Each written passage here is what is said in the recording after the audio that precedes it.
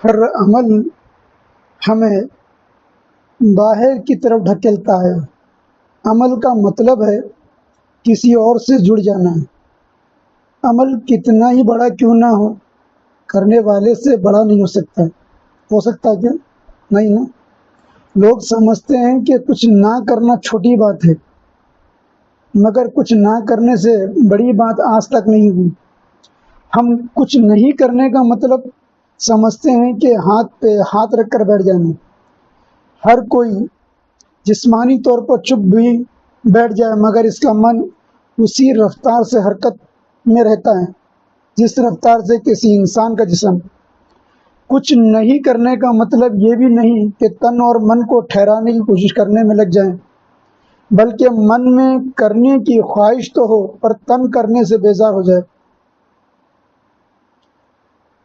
جیسے نامرد آدمی میں خواہش شہوت تو ہوتی ہے مگر جسم ساتھ نہیں دیتا ہے۔ کچھ کرنے کی خواہش کسی نہ کسی چیز سے آپ کو جوڑ کر رکھتی ہے۔ اب اس کا مطلب یہ ہوا کہ آپ اکیلے ہو گئے۔ کرنے کا مطلب ہے کسی دوسرے پر نظر رکھنا، اور کچھ نہیں کرنے والا خود پہ نظر رکھتا ہے، اور جو خود پہ نظر رکھتا ہے اس سے کچھ نہ کچھ ظہور میں آ جاتا ہے، وہ اپنی روحانیت کو پا لیتے ہیں۔ اس کے یہ معنی نہ سمجھو کہ صاحب روحانیت عمل نہیں کرتے، وہ بھی عمل کرتے ہیں، مگر یہ بھی سچ ہے کہ جو عمل کرتا ہے وہ صاحب روحانیت نہیں ہو جاتا۔ عمل کا دار و مدار، جو عمل کرتے ہیں اس کا دار و مدار پھل پہ منحصر ہے۔ کوئی کتنا ہی کہے کہ مجھے عمل سے کچھ نہیں چاہیے، مگر دل کے کسی نہ کسی گوشے میں پھل کی آس لگی ہی رہتی ہے۔ صوفیوں میں ایک کہاوت کافی مشہور ہے کہ نیکی کر اور دریا میں ڈال، یعنی پھل کی خواہش نہ کر۔ مگر یہ بات محال ہے، ناممکن ہے کہ کوئی نیکی کرے اور پھل نہ چاہے۔ صاحب عمل کے لیے یہ پریشانی کا باعث ہے، اور پھل کی صورت و اقسام بھی کئی ہے۔ ایک آدمی مسجد میں ایک اینٹ بھی اگر دینے کی نیکی کرتا ہے تو اس کی اس نیکی کے بدلے میں وہ جنت میں خوبصورت محل ماں حور و غلماں کے چاہتا ہے۔ حضور نبی کریم صلی اللہ علیہ وسلم کا فرمان علی شان ہے کہ عمل خالص کرو چاہے تھوڑا ہو۔ اسی فرمان اعظم کو ہزاروں بار پڑھا اور سنا گیا مگر کم سمجھا گیا ہوگا، کیونکہ فرمان اتنا پیچیدہ ہے جس کی وجہ سے کم سمجھا گیا ہوگا۔ عمل خالص کا مطلب ہے بے لوث عمل، یعنی جس میں پھل کی آس نہ ہو۔ مگر عقل کی پریشانی یہ ہے کہ عمل یا پھل کے لیے کیا جائے یا عمل کرنے کے بعد میں پھل کا سوال کیا جائے۔ پھر سوال اٹھتا ہے کہ فرمان رسول صلی اللہ علیہ وسلم عمل خالص کو کون کر سکتا ہے؟ تو عمل خالص وہی کر سکتا ہے جو اولیاء کرام کے دامن سے وابستہ ہو کر اپنی حقیقت سے آشنا ہو گیا ہو۔ اور ارباب حقیقت ہر عمل کو ایک کھیل سمجھ کر کرتے ہیں جس کی کوئی نہ وجہ ہو، اور جو حقیقت سے بے خبر ہے وہ خواہش کی وجہ سے عمل میں اترتا ہے اور خواہشات میں بھٹک جاتا ہے اور اپنے سے دور ہو جاتا ہے۔ اگر ہمارے سارے عمل چھوڑ دیں تو خود میں ٹھہری جائیں گے، کیونکہ سارے دروازے بند ہوں گے باہر جانے کے۔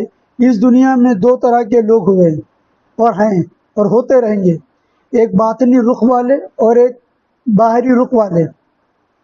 اگر کوئی باہری رخ والا ہے مگر خود میں ٹھہر گیا تو اس سے عمل تو ہوگا مگر پھل کی آس ختم ہو جائے گی، اور اگر کوئی آدمی باطنی رخ والا ہے تو اس سے پھل کی آس بھی چھوٹ جائے گی اور عمل کی آس بھی چھوٹ جائے گی۔ اہل تصوف حضور غوث پاک رضی اللہ تعالیٰ عنہ کا ایک قول نقل کرتے ہیں کہ معرفت تمام اور مقام وصل کے بعد اگر کوئی عبادت کا ارادہ کرتا ہے تو شرک کرتا ہے، اور یہ سعادت بعد فنائے صفات بشریت ظہور وہ بے اختیاری حقیقی میسر آتی ہے۔ اس مقام میں سوائے خدا کے کچھ باقی نہیں رہتا، اور شعور عبادت و دوئی میں ہوتا ہے۔ بس دوئی عارفوں کے نزدیک شرک ہے، اور صاحب علم بھی دو قسم کے ہوتے ہیں اور صاحب لا علم بھی دو قسم کے۔ اگر صاحب لا علم آدمی باطن کی طرف رخ کر لیتا ہے تو کامل وہ سست ہو جاتا ہے، اور اگر صاحب علم باطن کی طرف رخ کر لے تو بے حرکت ہو جاتا ہے۔ باہری رخ والا آدمی اگر صاحب لا علم بھی ہو تو اس کا عمل فساد بن جاتا ہے، وہ کچھ نہ کچھ کرے گا، وہ کچھ کیے بغیر نہیں رہ سکتا، اگر کرنے سے نقصان بھی ہو تب بھی کرے گا، کیونکہ کرنا اس کی بیماری بن جاتی ہے۔ یہ عالم ایسے لا تعداد باہری رخ والے لا علم لوگوں سے بھرا پڑا ہے، یہ عالم ایسے لا تعداد باہری رخ والے لا علم لوگوں سے بھرا پڑا ہے، یہ ایسے لا علم لوگ ہیں جنہیں کچھ پتہ نہیں یہ کیا کر رہے ہیں، اس کا انجام کیا ہوگا۔ کبھی یہ انقلابی صورت لے لیتے ہیں، کبھی یہ نیتا بن جاتے ہیں، کبھی سماج کی اصلاح کرنے میں پوری طاقت جھونک دیتے ہیں۔ ایسے لوگوں کی وجہ سے دنگا فساد، ملکی جنگیں وجود میں آتے ہیں۔ اگر کوئی آدمی باہری رخ والا ہے مگر صاحب علم ہے تو ان کا عمل ندی کی طرح بہے گا، لوگ اس سے فیضیاب ہوں گے۔ ایک عالم کا سجدہ ہزاروں جاہل کے سجدوں سے افضل و اعلیٰ ہوتا ہے، حالانکہ سجدہ کرنے کا عمل دونوں کا یکساں ہوتا ہے۔ باطنی رخ اور باہری رخ یہ بھی والدین کے ذریعے وراثت میں بچوں کو مل سکتا ہے۔ ہم اپنے پیدا ہونے والے بچوں کا معائنہ کر کے دیکھیں کہ وہ باطنی رخ والا ہے یا باہری رخ والا ہے۔ باطنی رخ والا بچہ اگر پہلے دن کا بھی ہے تو وہ زیادہ تر آنکھیں بند کر کے سوتا رہے گا، ہلے گا ڈلے گا بھی نہیں جب تک بھوک نہ لگے، آنکھ نہیں کھولے گا۔ بھوک لگنے پر تھوڑا شور و گل کر لے گا، اور جو باہری رخ والا بچہ ہے وہ پہلے دن سے ہی چاروں طرف دیکھنا شروع کر دے گا، ہاتھ پیر پھیلانا شروع کر دے گا، ہر چیز کو پکڑنا چاہے گا۔ غور و فکر سے اگر معائنہ کرے تو معلوم ہوگا کہ ماں کے پیٹ سے ہی پتہ چل سکتا ہے کہ باہری رخ والا ہے یا اندرونی رخ والا۔